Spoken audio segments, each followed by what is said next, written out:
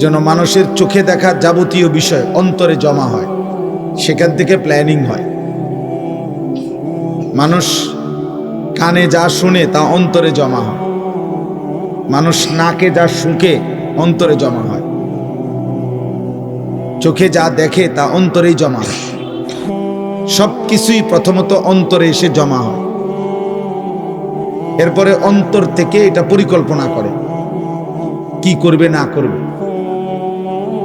এই জন্য ইসলাম চোখে দেখারও বিশেষ গুরুত্ব দিতে গিয়ে হালাল হারাম বলছে যে চোখ যা মন চায় তাই দেখবে না, বরং চোখের জন্য আল্লাহ তাআলা বিধি নিষেধ দিয়েছে।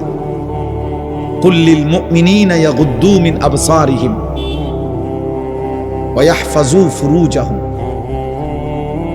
আল্লাহ তাআলা বলেন, হে নবী, আপনি ইমানদার পুরুষদেরকে বলেন ভিন নারী, হারাম ছবি, হারাম দৃশ্য, তার থেকে সে যেন তাদের চোখ নামিয়ে নেয়। ওয়া ইয়াহফাজু ফুরুজাহুম, এবং তারা যেন তাদের লজ্জাস্থানের হেফাজত করে। জিনা, ব্যভিচার, হারাম জঘন্য কোনো অপকর্ম যেন না করে।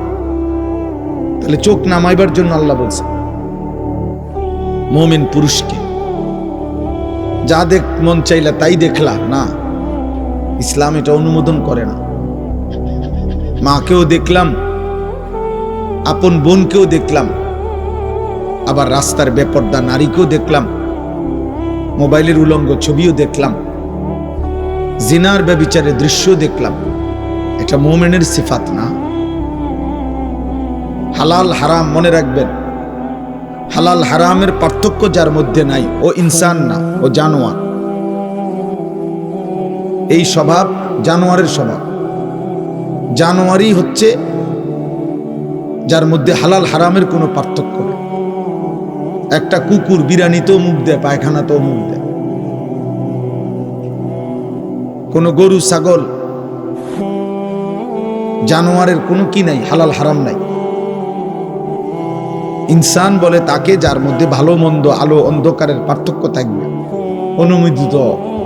অনুমোদিত নয়, আমার জন্য এটা অনুমতি, এটা না, হালাল এটা, হারাম এটা, এই পার্থক্য জ্ঞান, এই বুঝ যদি কারোর মধ্যে না থাকে সে ইনসান না।